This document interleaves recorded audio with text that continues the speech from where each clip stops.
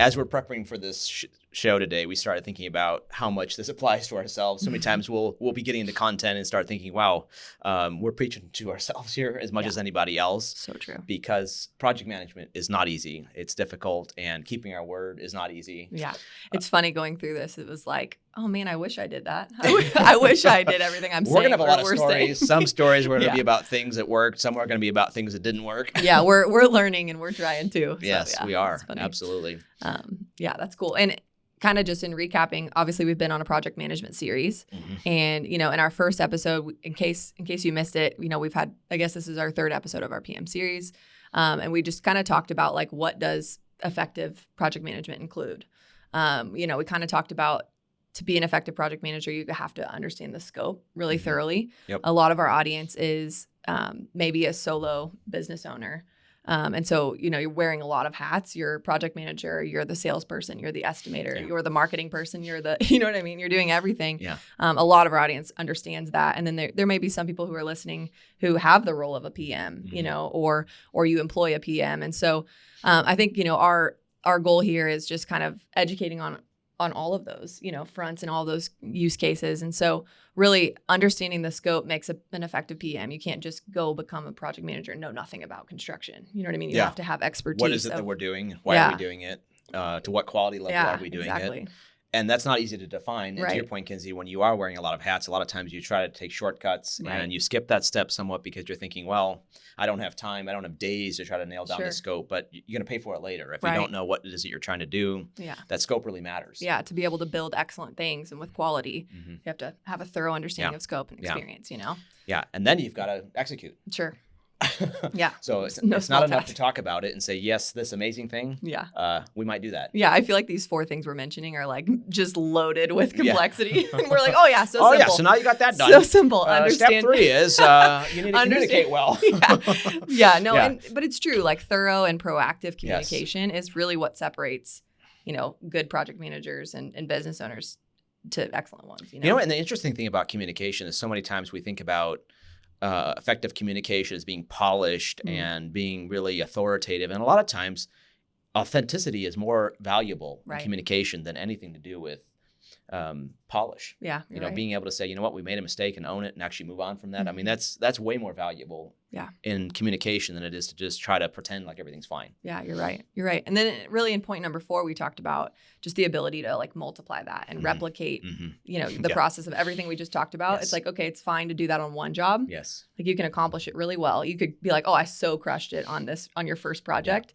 And then the moment you introduce 2, 3, 4, 7, projects at the same time or more, being able to replicate that across all your projects is really a huge challenge as well, but makes it you really can have accidental success in some respects. Sure. I mean, maybe that's a little bit kind of what am I talking about? But it's this. I put so much effort into that first job to really make sure the customer's happy, and you can't replicate that and never make money. Yeah. And so in order to scale, you start taking shortcuts, and what are the things that are really essential? And you start like, how do you actually replicate that? To your point, Kinsey, when you have 7 jobs running at the same time across multiple customers with their different needs and desires and different timelines, stages. and it could be a real nightmare. Yeah, for sure. Yeah, and then really in our last episode, we talked about the 3 C's of like what. Let's break it down a little bit more, a little bit more practically, and really kind of our call was like get great at checklists. Learn to manage your calendar, get into a calendar, to manage your schedules and things like that, and then a communication.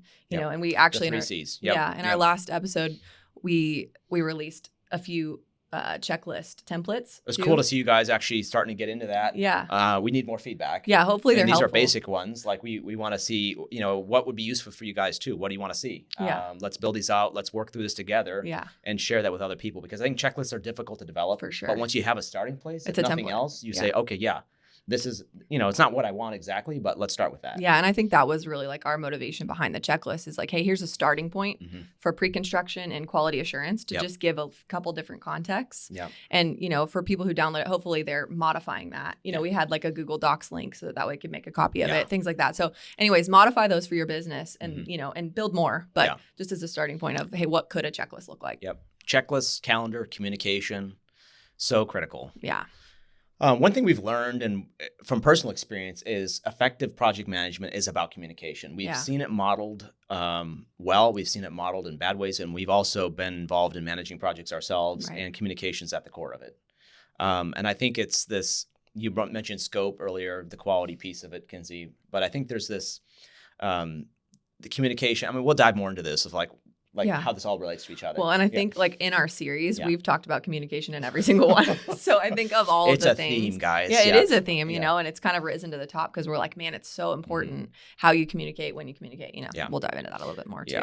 And then we were kind of talking about too, in prepping for our episode about how, you know, project management is really like dominoes. Yeah, we're trying to find the right analogy, guys. We're like, you know, is it like a dance? Is it like a domino? I mean, yeah, but I'm like, you could be a crappy dancer. Yeah. You know?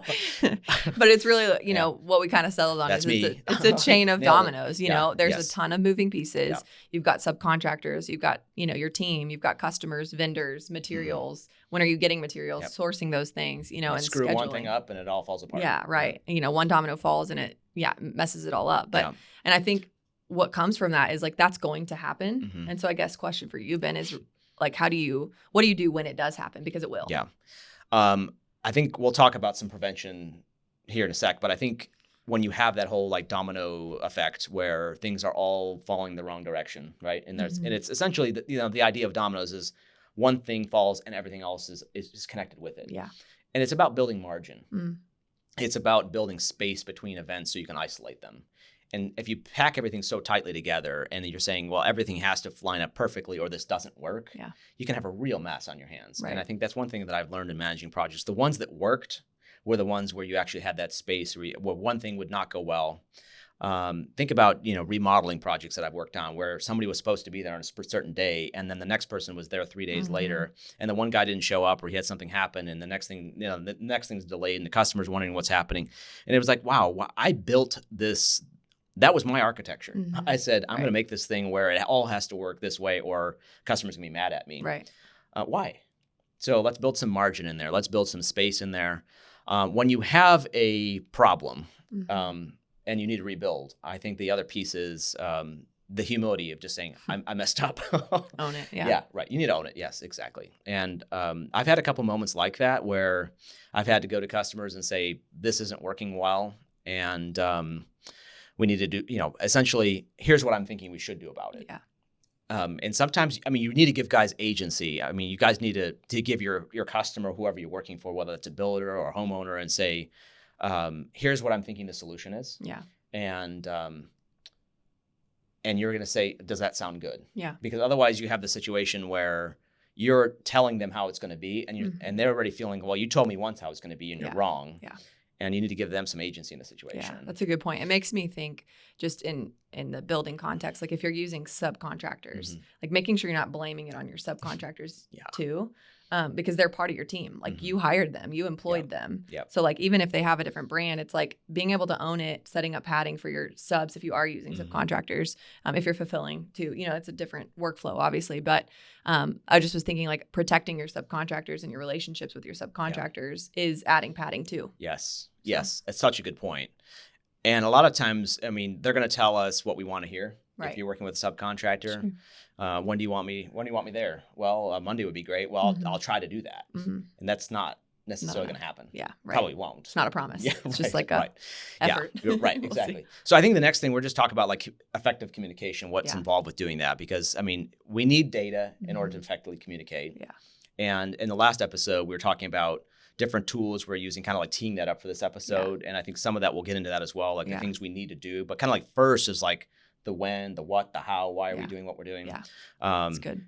Our customers, the people we serve, they thrive off of information. They want to know what it is we're doing, how we're doing it, when we're doing it. Yeah. And when they get bad information from us, it really is this like, big question mark from us. Yeah. And they need, Well, and keeping your word is a big indicator of your character too. Yes. Right? Yes.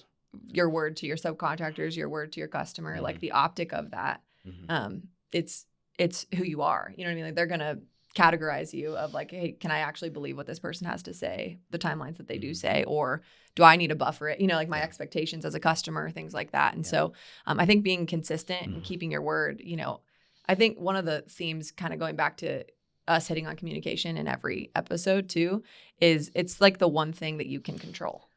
It's a good point. You know, like it's like, well, I can no matter control what happens, me. Yeah. we can talk about it. Yeah, like something's going to blow up, Yep. something's going to Yep. change, you know, the original plan. But if you're an effective communicator, it's you know, there's not really you can't blame anybody else. You know, like you have stake in the game, you know, with communication. So anyway, that's a good point. Yeah. Yeah. I think the people that you hear how they talk about others, I've often just sort of just contemplate how I hear others talk about people they respect or disrespect. And so much is based off of what those people say. Either if their word is gold, man, that guy always shows up on time and does exactly what he's going to say. Yeah. And that's how people talk about other people behind their back. Yeah. You know, I was just at a breakfast with a guy the other day and he was talking about, now that good is good. He's prompt. He's there when he says he's going to be there. He does what he says he's going to do. And it was that simple. Yeah. But the thing about it is about communication is how he communicated what he could do and how he was going to do it is what teed that all up. Yeah, you're right. You know, that was the only difference between somebody that said, wow, my goodness, that guy never keeps his promises because he's promising the wrong things. Yeah. And boy, that's where that really hits us as well, is because it's so easy to tell somebody, yeah, we'll have that tomorrow. Because you want to. Exactly. Your motivation we yes. promise our intentions. Yeah, that's good. Yeah, and that's a real danger. Yeah, I mean, really I find myself, and that's been, you know, a huge part of my life is thinking about this is what I want to be. This is what I want to do. Yeah. But not necessarily what I could deliver on. Yeah. Well, and to the intention side, I'm like, I think about that with what we're doing with Congenius too. You know, it's like we have a really extensive roadmap of what we want to build, you know, in terms of features that we roll out. It's the same thing as building a house or, you know, remodeling building software is the same, you know, just maybe a little less like dirt. Right. And, our fingernails don't get quite dirty building software, like, but exactly. And so, but I think about that a lot of like, man, I want to be able to say we'll have that in a week. I want to be able to say we'll have that's that. Our intention piece. Same thing as like our customers to their customers too, you know? So anyway. Yeah.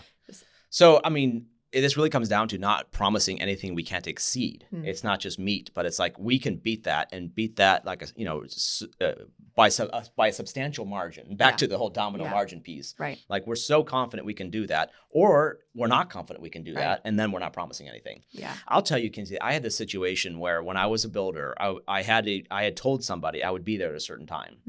I remember this lady, she was very, very particular too, which she had specific details on I'm like, when are you going to be there? Yeah. You know, tell me. Yeah. Yeah. And I would fall right into it headlong into the trap every time of being like, well, about 8:00 tomorrow. And then, you know, at 8:15, you know, where are you? And I remember putting something on my calendar. She wanted to talk about a new project, and it wasn't like we delivered on the work that she wanted. It was more or less around all those details about when things were going to be done, not about what. Like we could deliver on the expectations about what. Interesting. But when it came down to when it was going to happen, that was a challenge. Yeah. And I remember just driving there thinking, I'm late, and why am I late? And I felt like life was just dragging me around every which direction. And I thought, at that point, something's wrong with this because I don't like being late. There's no reason why I should be late. I want to be on time. And I started realizing there was this discrepancy between what I wanted to be and what I was. Yeah. And I was like, and it wasn't character. It wasn't like I didn't want to do the right thing. I just couldn't. Yeah, your motivation was not wrong. Yes, it wasn't like, you know, it wasn't that I couldn't get up on time and get to the job. It wasn't like I couldn't do the hard things. I wanted to do like I was doing those things. Like I was working like a dog, but I couldn't meet the expectations. Yeah. And at that point I realized I did not have margin. I did not have the space I needed between things. And I was trying to do more than I could possibly do. And I think a lot of times, guys, you'll find yourself in that position where if you're looking and saying, why can I get done the things I want to get done? It's because you don't have that space. You don't have that margin. And then those dominoes are stacked right on top of each other. And one of them is going to just, you know, a little tip. Yeah. And next thing you know, things are out of control. Yeah. I think one like tip, I guess, for making sure you have white space is the calendar, going back to the calendar last month. And like, you can see, do I have enough white space? Do I have 30 minutes in between the thing to allow for travel time or block off your travel time? Or, you know, do you have margin to allow, if it's a new, you know, site visit or something like that with a prospect or a prospective client or something like that, add white space in case they want to talk more, you know, in case they want to get to know you more, or, you know, instead of just going through here's everything I need to know, goodbye, you know, you're a salesperson, putting your salesperson hat on. And if you have a hard time saying no to people or being direct, that's a skill that you have to learn. Totally. I was terrible at it when I first started business. People would push me around like crazy, you know. I mean, like I remember this one time thinking I was like 25 and I was visiting with somebody and I was talking about, And they were just talking about random like nonsense, you know. I mean, it was like the tail end of the job. It's like it was just communicating all of the formalities of, they're talking about the story when back in the 1920s when they're making 9 cents an hour and gasoline was 35 cents a gallon, and it was, I mean, when I don't mean be disrespectful to a client and nonsense, but it was things that didn't. It was just relationship building. Yeah. But we could cut that short, and I remember thinking, why can I not get out of here and get to the next thing? Yeah. It's because I couldn't say, I'm out of time. I got to run. I'm sorry, Boundaries, yeah. And I think sometimes, I found myself just getting in that trap and then just learning to say, okay, I'm out of time. Wish we could talk longer, but I got to get. Yeah, no, that's good. That's good. And I think going back to the PM side, it's, people will let you down. Mm-hmm. Like I think one of the themes that we've talked about is people will let you down and their timelines aren't your timelines. Mm-hmm. You know what I mean? Other people don't care about your thing as much as you care about your thing. And who specifically is going to let us down? I mean, the subcontractor, our team, sometimes ourselves. Yeah, right. Or, from a timeline standpoint, it's not that your family's letting you down at all or anything, but like stuff comes up to where it's like timeline shift there too, so it's not like a letting down of things. But well, good point. Right. I think you have vacation, you have other things that, people are going to get sick. Yeah. And so I think the theme is like, don't make promises for other people, get clear, is that a good get clear timelines from them, ask them to buffer their timelines. Like, is this something you can actually commit to? Like ask for legitimate, written down even. We had somebody come in to our office and it was telling us, people are just going to make stuff up. So they'll tell me they'll be there next week and I'll tell them, I need this done in 2 weeks and really I need it done in 4. Yeah. And I think he was just making the point in a way of hey, people are going to let you down, right? Yeah. I mean, and so how do you put padding around that? Yeah. Well, and learn from who you work with. Mm-hmm. Like how do they fulfill what they say they're going to do? If it's always an optimistic timeline, like you can know to add padding to their timeline. You know what I mean? So it's like kind of learning how other people work. It's, is the domino too. That's a good point. It's a great point. You build that relationship with subcontractors or your team or whatever of like, if your team's saying it's going to take 3 days and you're adding on 2 weeks to that because it's going to take longer than it actually, then they're saying it will. Mm-hmm. I think that's important too, of like learn who you're working with. Now, have we ever had that happen? Yes. We're smiling because I'm like, we have optimistic people and we have non-optimistic people, We kind of fall into the optimistic camp along with a few others on our team. And and I think we're in that space too, where what we want to do is so important, so monumental, and we want it done yesterday. Yeah. And just because and this is the intention piece. Yeah, right. It's like just because we want it done yesterday doesn't make it so. Yeah. I think if we learn something from this episode, it's that, it's just the realization of that. So. And good things take time to do. Yeah. No, it's so true. And we've hawked on this so many times on the show, but the only difference between having a happy customer and a dissatisfied one in those situations is oftentimes just speaking to the timeline accurately. Yeah. Because if you take our business and we tell somebody we're going to have this feature done next week and we don't, we let them down big time. Yeah, we lied to them. Right. Basically, I mean, if at a minimum, somebody's disappointed. Yeah. And if we have lied to you, I'm so sorry. We have a huge roadmap. So many things we want to do. Yeah. And then conversely, if we told somebody, that's something we might have done in a quarter and we get it done in 3 weeks. Well, we're late by the 2 weeks, but we're a hero. Totally. Yeah. No, or if nothing else, we let people know, listen, that's what it is. And you can be disappointed in advance and then be pleasantly surprised. Yeah. Yeah, for sure. And I think what we're saying really is like communicating is effectively low hanging fruit. Yes. Like it's something that you can own, you can control it.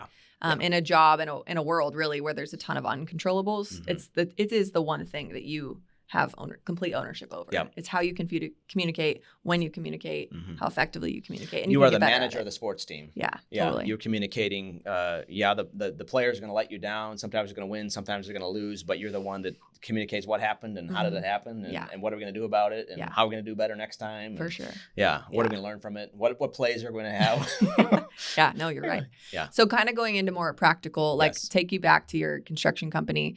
What tools did you need to effectively manage projects? And prepping for the show, we talked about the whiteboard. This is the project list. In Congenius, we have the project board. So what stage are all the jobs at? And it's even easy to miss something that's going on. So having a complete insight in these are all my projects. This is the stage they're at. This is essential. Yeah, even if it's a whiteboard in your office that has sticky notes, Beautiful. Or whatever, but some kind of process that has your projects. Yep. I mean, we've even had guys that'll do one of those painted walls. Yep. Get the chalk paint or whatever, the marker paint, and paint a wall, put all your jobs on there, and you've got a whiteboard. So where are all my jobs at? You can do this in Trello. There's a lot of digital tools for it, but essentially you need to know what all your projects and where they're at. Yeah. Even pre-construction. What am I trying to sell? What am I trying to win? And when it's off the chart, it's done with. It's good. Calendar. Yeah. We hawk a lot on calendar. Walk us through your take on the calendar, Kinsey, and then. Well, I think it's kind of what we talked about too of like, well, make sure you have a calendar system. Like you have a calendar in your phone. Yep. If you have Apple, Android, whatever it is, like there's a calendar app on your phone. Obviously Google has a calendar with their other suite of tools that you can use, Google Sheets, Docs, things like that. Outlook, of course, there's multiple ways that you can manage your calendar. But I think, kind of going back to what we were talking about, of like keeping white space in there. It's like, hey, when you make a commitment, make sure it's on your calendar. Like add it to your calendar. Even if it's a 15-minute thing or a 5-minute thing or whatever it is, like so that you can actually fulfill what you promise and stay true to your word. And then add in the white space in between so that you can, account for drive time. You can account for, overage in a conversation. You know what I mean? Like, oh, okay, I think this conversation, because I've talked to this lady before or whatever, is going to take 15 more minutes, than you're expecting or you have booked, things like that. So adding that white space gives you the padding to be able to really do what you say you're going to do. And remember, guys, what we're talking about, the intention versus the actuals as well. Sometimes you say, well, I only have a half hour. Right. That doesn't mean you can get it done in a half an hour. Right. So somehow or another, you have to make more time. Good point. So don't neglect that piece. I mean, don't ask me how I know that. No. Yeah, no, that's good. What though, from a PM side of things, like how did you structure your calendar to keep track of 7 projects going at the same time? Yeah. Like how did you actually, practically speaking, add in that work? Because I'm like, I have my perspective from like a sales standpoint, but one sales context mixed in with PM, you know what I mean? Like it gets way more cluttered. Yeah. So how are you managing that? So there's the piece of like the point in time meeting, right? And then you have something, well, I'm trying to get the granite tops installed on Friday. Right. So it's a little bit different than and sometimes there's windows of time involved. And then you have the padding and element of being, well, my granite shop is saying they'll be there Friday, but my cabinet guy needs to get done on Wednesday. Sure. He might not get done on Wednesday. So we might be, that Friday appointment might be moving. So there's the internal schedule, and then it's what you communicate to your customer. And never share that calendar of internal expectations with the customer. Right. Because now you're making promises that you can't keep. Right. Or you're likely not to be able to keep. Yeah. On your example of the granite shop and the cabinet shop, like getting done at certain points, are you inviting those subcontractors or vendors or whatever it is to your actual calendar event so that, it's just an internal use? Yeah, because the problem is then they, you don't want them kind of moving your stuff around and, and they're going to tell you, well, probably going to be there Friday, but you know that may or may not happen. Yep. So the way we did it was each project, and if there's any complexity on a job, you can have individual calendars for each project. Sure.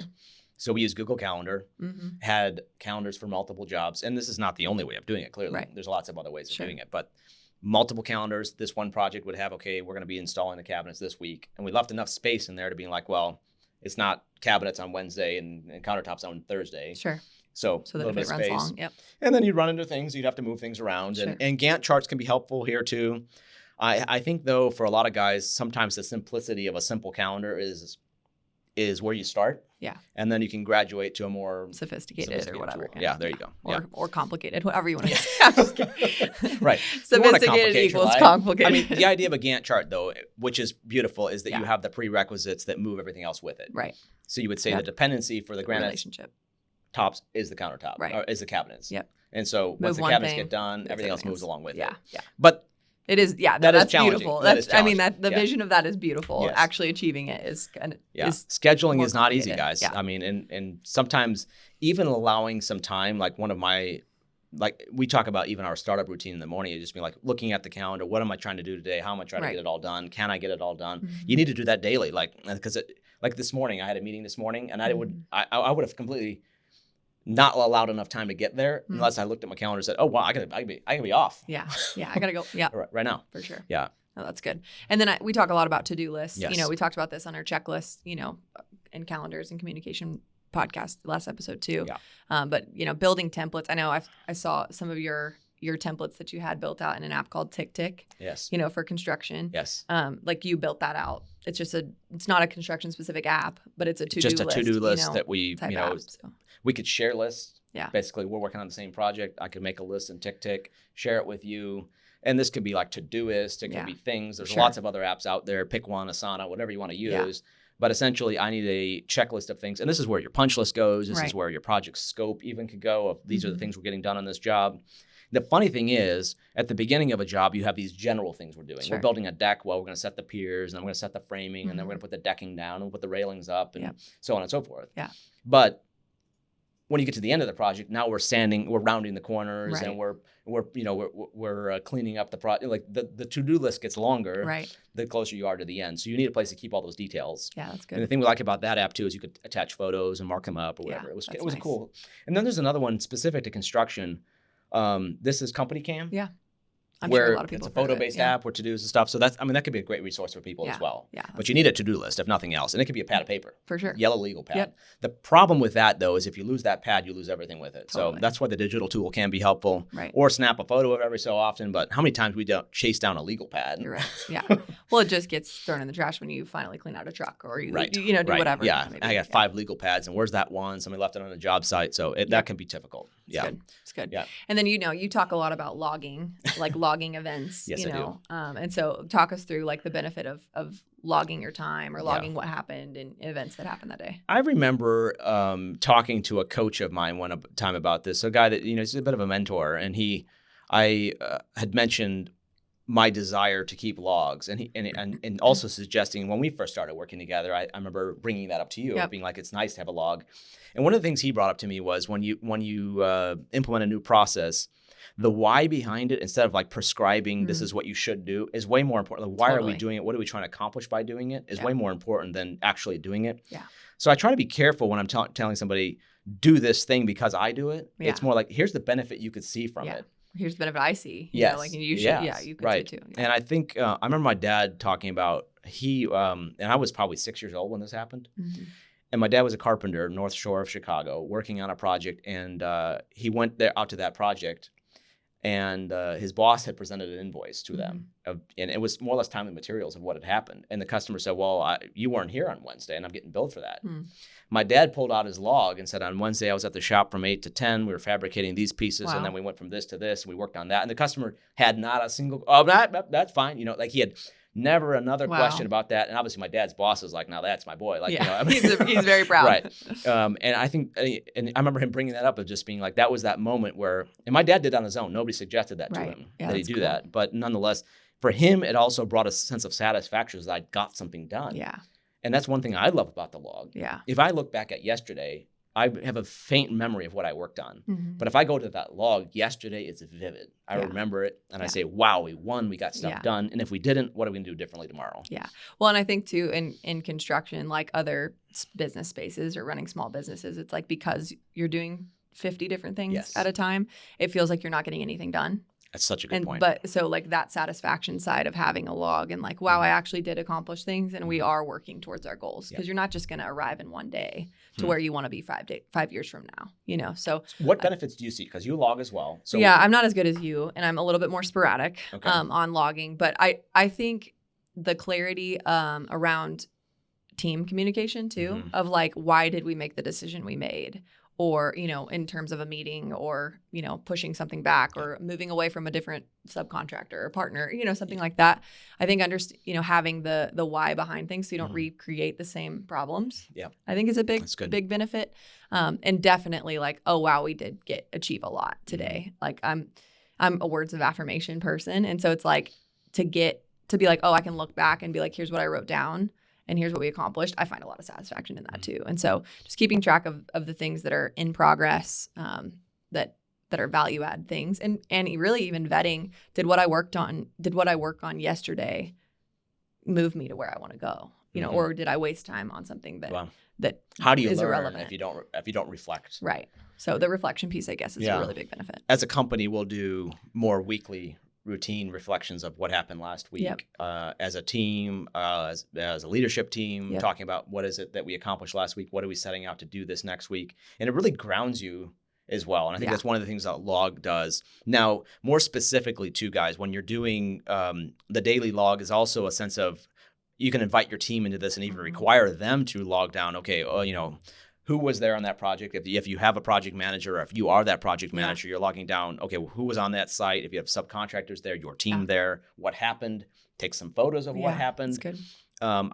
So many times I've gone back to a project and then and something got missed. And we're thinking, well, what wall was that in? Where is that light at? Where is that switch? We buried it accidentally. And you go back to the daily log. You've got the photo. Yeah. You could see behind that wall, and you have it documented. Yeah. It saved us more than once. Or when somebody comes back and says, man, you guys are really really dogging it on this job. Mm-hmm. Progress is not happening as fast as it should be. And you can point to the daily log of, well, yesterday we were rained out. Mm-hmm. Day before, this is what we got done. And people are like, oh, yeah, it reminds them as well. Yeah, you're right. They're not taking a daily log. No, they're not. So, yeah. They're just looking at the aggregate result. Yep. And they might have just had a 5-minute hit point. When they showed up, nobody was on the job. It was 5:30 p.m. The job was quiet. Nothing's going on. They're like, well, nothing happened today. I can't see it. Yeah, you're right. No, that's good. Really good. Yeah.